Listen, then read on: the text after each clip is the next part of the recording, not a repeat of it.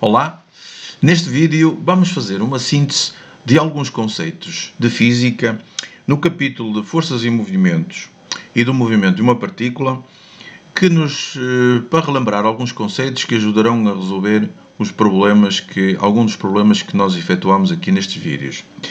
Isto é feito de uma maneira muito abreviada e muito simples. Então vamos começar pela lei das posições. A posição de uma partícula em função do tempo pode ser caracterizada pelas equações paramétricas x função de t, y função de t e z função de t. Ora, isto aqui são as equações paramétricas e outra maneira de caracterizar a partícula é através do vetor posição. O vetor posição onde as coordenadas x, y e z, e temos aqui os versores nas direções x, vetores unitários, y e z. A velocidade de uma partícula é dada pela fórmula v derivada da vetor posição em ordem ao tempo, e a velocidade corresponde ao vetor v, cujas componentes são o vx, vy e vz, velocidade segundo estas direções, e temos cá novamente os versores x, y e z. A aceleração da partícula também é dada pela velocidade, a derivada da velocidade em ordem ao tempo, e o vetor aceleração é descrito desta maneira, com AX, AY e AZ, os componentes da aceleração segundo as direções X, Y e Z. Outra maneira de caracterizar a aceleração é através das suas componentes normal e tangencial, onde o vetor aceleração fica com esta forma. Aqui temos a componente tangencial e a componente normal. Portanto, o vetor aceleração é igual à aceleração tangencial, mas à aceleração normal. Vimos aqui as componentes, AT é t, este é o vetor unitário na direção tangencial da partícula, e este é o vetor unitário, a n é o vetor unitário na direção normal. Portanto, já vimos, aceleração tangencial mais aceleração normal é o vetor aceleração. E, por fim, o valor da aceleração normal pode ser calculado através desta forma, v² sobre r, bem como a aceleração tangencial é igual. O valor da aceleração tangencial, portanto estamos aqui a falar de um valor escalar, o valor da aceleração tangencial é igual à derivada do valor da velocidade em ordem ao tempo. De seguida, vamos falar sobre a descrição do movimento. Como é que nós podemos caracterizar o movimento? Nós temos dois tipos de movimento. Temos os movimentos uniformes, em que a velocidade é constante e a aceleração tangencial é nula. Portanto, isto corresponde ao movimento uniforme. Então, dentro destes movimentos, temos o movimento retilíneo uniforme, em que a aceleração normal é nula, e o movimento circular uniforme, em que a aceleração normal é constante. Portanto, movimento retilíneo uniforme, movimento curvilíneo, em que a aceleração normal é constante.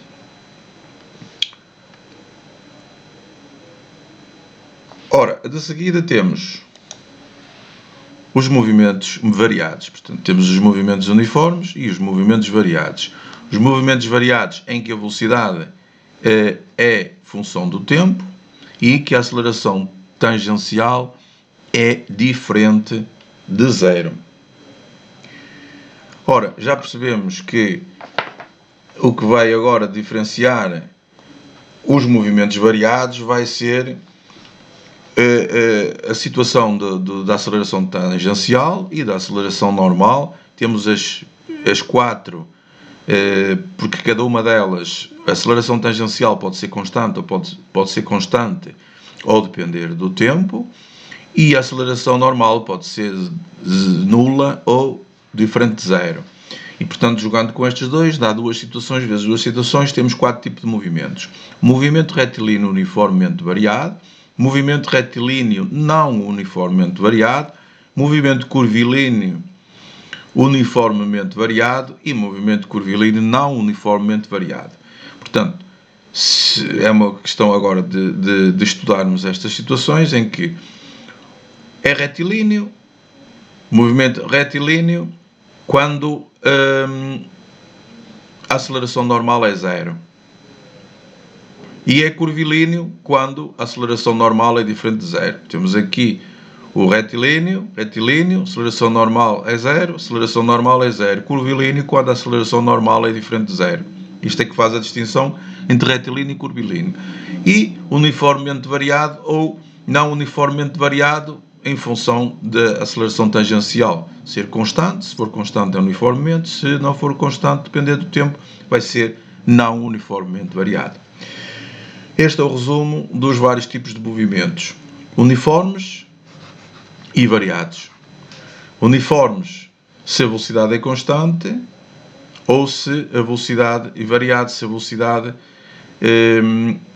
velocidade depende do tempo e a aceleração tangencial for 0 ou diferente de 0. Portanto, é uma questão de tomarmos em análise estas situações da aceleração tangencial e aceleração normal. Agora vamos aos casos particulares do movimento de um projétil. No movimento de um projétil, a resultante das forças que atuam sobre o projétil que se desloca no plano x ou y, vamos estudar aqui o plano x ou y, considerando desprezível a resistência do ar, e positivo o semi-eixo ao y, portanto, no sentido ascendente, então temos que a resultante das forças é igual à força da gravidade. Assim, mudando de slide, a resultante das forças é igual à força da gravidade, ou seja, a resultante MA vai ser igual a MG, em que temos então que, corta, temos que A é igual a G. A aceleração que o projétil vai sofrer é igual à aceleração da gravidade, em que A é igual a menos G a Y, porque a força da gravidade aponta para baixo e o sentido positivo é o sentido positivo do eixo dos Y. Assim sendo, portanto, o versor da direção Y é para cima e a aceleração da gravidade é para baixo, logo o sinal negativo. É só uma chamada de atenção. Portanto, o movimento de um projétil é um movimento combinado. É um movimento combinado de dois movimentos independentes. São dois movimentos independentes. O movimento retilíneo e uniforme segundo o eixo x. Movimento retilíneo e uniforme segundo o eixo x. Combinado com um movimento retilíneo uniformemente variado segundo o eixo dos y. Ok? Isto é o resumo sobre o movimento do projétil. No caso do lançamento oblíquo, vamos ter o G igual a menos GY, conforme já vimos, e vamos ter que a velocidade inicial vai ser igual a V0x é x mais V0y é y. Então, portanto, a velocidade inicial vai ter uma componente segundo x e uma componente segundo y. Velocidade do movimento.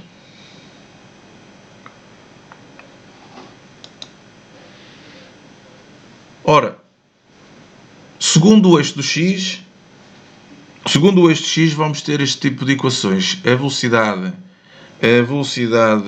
componente da velocidade segundo x vai ser sempre igual, é constante, sempre igual a v0 cosseno de alfa. Então o x vai ser dado por esta equação, x igual a v0 cosseno de alfa, que é o vx, ou seja, x igual a vx vezes t. Uma distância é sempre igual a uma velocidade vezes o tempo. Assim, segundo o y, a velocidade vai ser igual a v0 seno de alfa e o y vai ser igual a y0 mais v0 seno de alfa vezes t menos 1 meio de gt ao quadrado. Outro conceito importante neste tipo de movimento é a altura máxima atingida pelo projétil vai ser esta, y máximo, a altura máxima que o projétil atinge vai ser y0 mais v0 quadrado seno quadrado de alfa 2g. Convém memorizar esta fórmula, que é muito útil para a resolução de alguns problemas ou para nos certificarmos que estamos a resolver o problema corretamente. O alcance máximo, o alcance ao nível do lançamento, portanto a distância que o projétil atinge ao nível do lançamento na direção x, vai ser dada por esta fórmula, v0 quadrado seno 2 alfa sobre g.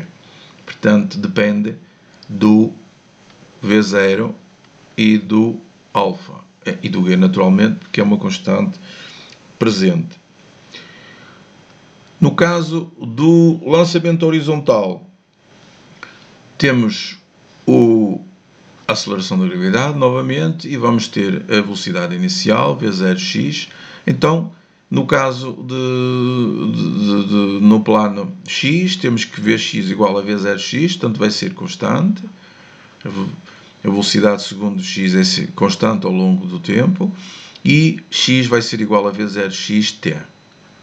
Y vai ser, segundo o eixo dos y, vamos ter uma componente da velocidade, a componente y da velocidade igual a menos gt, vai depender do tempo, e y vai ser igual a y0 menos gt ao quadrado. Estas fórmulas convém memorizá-las porque são importantes e vão ser úteis ao longo do estudo que fizermos em física, quer seja agora ou depois, em qualquer altura. O tempo do movimento do projétil é independente da velocidade de lançamento e é igual a 2y0 sobre g. Assim, agora passando para outro capítulo do movimento relativo. Sobre o movimento relativo temos que nos lembrar que a relação entre a equação vetorial das posições relativas de uma partícula em relação aos dois referenciais inerciais é esta. Temos o novo vetor posição igual ao vetor posição antigo menos ut, a velocidade relativa dos dois referenciais. U igual a U é x, e então temos a transformação de Galileu indicada por esta relação. Transformação de Galileu indicada por estas novas coordenadas, x', y' e z', e x' igual a x menos ut. As características principais da transformação de Galileu, não esquecer que o tempo e distância são invariantes e o espaço é relativo. Estas são as características da transformação de Galileu. A velocidade é relativa, dada por esta fórmula.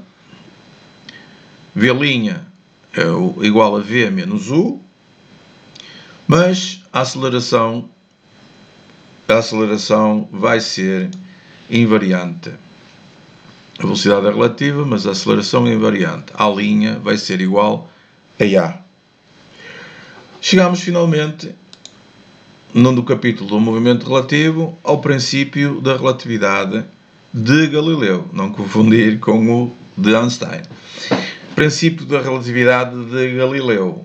E o que é que nos diz esse princípio? O princípio da relatividade de Galileu diz-nos que as leis da dinâmica são as mesmas para todos os referenciais que se movem com movimentos relativos de translação uniforme. Se tivermos dois referenciais que se movem com movimentos relativos de translação e esse movimento é uniforme, estes são referenciais inerciais. Logo, consequentemente, as leis da dinâmica são as mesmas em todos os referenciais inerciais. É este o princípio da relatividade de Galileu.